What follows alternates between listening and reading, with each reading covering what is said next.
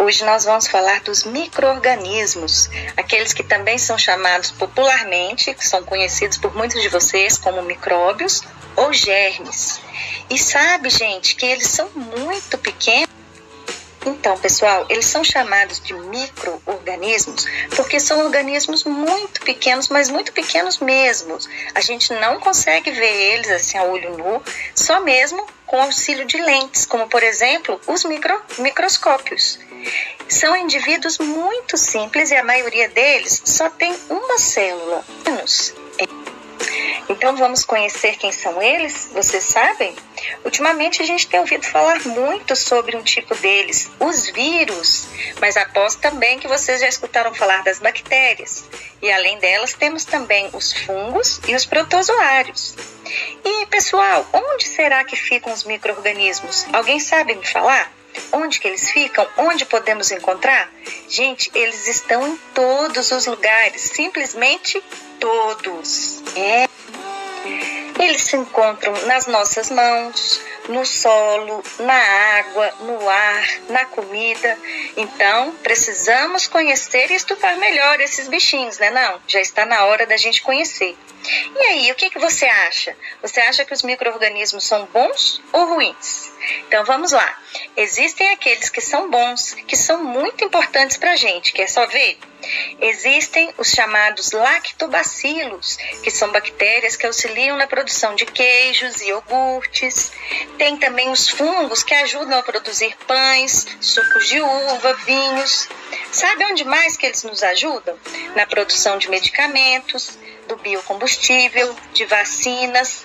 E tem também aqueles micro-organismos que são decompositores. Lembram quando a gente estudou sobre eles no vídeo da cadeia alimentar?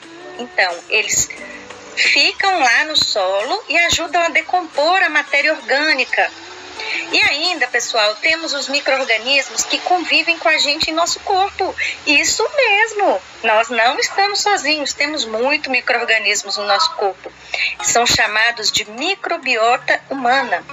Ela está presente na nossa pele, no nosso estômago, no nosso intestino. E olha só, eles estão em equilíbrio com o nosso corpo e têm muitas funções importantes, até mesmo a de defender o nosso corpo de outros micro-organismos. Mas e os micro-organismos ruins? Quem são eles? Existem os chamados micro-organismos patógenos, que são aqueles que provocam doenças. E existem também outros que causam prejuízos quando atacam lavouras, por exemplo. Bom, vamos conhecer mais sobre os vírus. Os vírus são organismos extremamente simples. Eles são formados apenas por material genético que usam para sua reprodução e uma cápsula envolvente. Há quem diga, muitos pesquisadores acham inclusive que os vírus não são seres vivos. E eu compartilho disso, hein, gente? Eu também acho que eles não são seres vivos porque eles não têm célula. E para mim, para ser um ser vivo, precisa ter célula. Então, eles podem entrar no nosso corpo pela respiração, por alimentos contaminados e outras formas. Não são todos os vírus que provocam doença, mas quando causam doenças, a gente não tem muitas opções de remédios para combatê-los, apenas para aliviar os sintomas. Portanto, principalmente no caso dos vírus, o importante é sempre prevenir. Uma característica muito importante dos vírus é que eles só conseguem sobreviver quando invadem as células do nosso corpo. Assim, resistem pouco tempo quando estão ao ar livre. Como exemplo de doenças causadas por vírus, podemos citar a gripe, a cachumba, o sarampo, a catapora, a paralisia infantil e a Covid-19, com o novo coronavírus. Vamos falar agora das bactérias. Elas estão presentes em nosso dia a dia, em todos os lugares, sendo que às vezes elas são microvilãs e às vezes são heroínas, pois nos defendem de micróbios que representam ameaça à nossa saúde. Lembra da microbiota?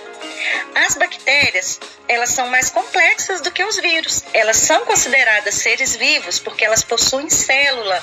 É apenas uma célula, são organismos unicelulares, mas elas podem viver no ambiente sem ter contato com uma outra célula, diferente dos vírus, né?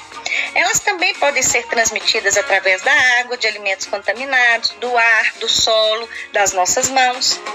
Os tipos de bactérias mais comuns são o coco, que tem um formato de bolinha, o bacilo, que tem formato de um conezinho, e o vibrião, que tem o formato de uma vírgula.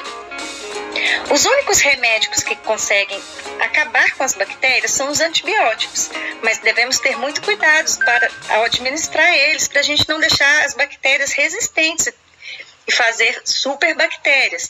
Então, lembre-se, sempre toma antibiótico conforme o médico indicou, hein? Algumas doenças causadas por bactérias são conhecidas como pneumonia, sífilis, meningite e aquelas infecções de garganta que quase todos nós já tivemos, né? Já os fungos, eles são bem diferentes e por muito tempo achavam que eles fossem plantas. Eles gostam de locais úmidos e escuros, por isso crescem com facilidade na geladeira, em pacotes fechados em armários e até mesmo no tênis, causando um odor característico, né, gente? O chulé.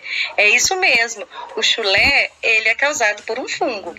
Nesse caso, chamamos de mofo ou bolor aqueles fungos que têm esporos, que são células microscópicas que flutuam no ar e quando vão parar nesses locais têm mais facilidades para se desenvolver.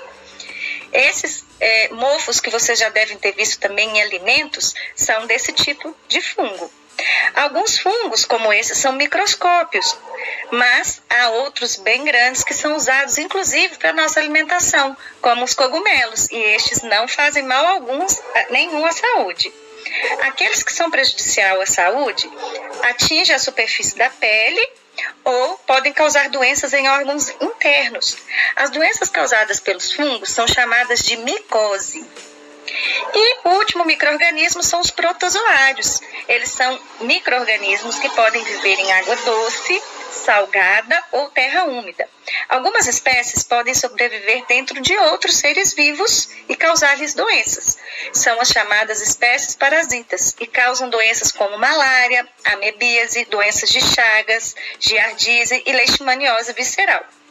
Além disso, tem outras espécies que vivem em uma associação chamada de mutualismo com outros seres vivos, como é o caso de protozoários que vivem no intestino de cupins, auxiliando na digestão da celulose. Então é isso, pessoal. Nós conhecemos os micro-organismos e é sempre importante lembrar de sempre fazer a higienização correta das mãos, dos utensílios que a gente brinca, que a gente usa sempre, que está sempre manuseando, não comer com a mão suja, não comer alimentos sem antes lavar. E lembrar que a gente não consegue ver os micro-organismos a olho nu, e só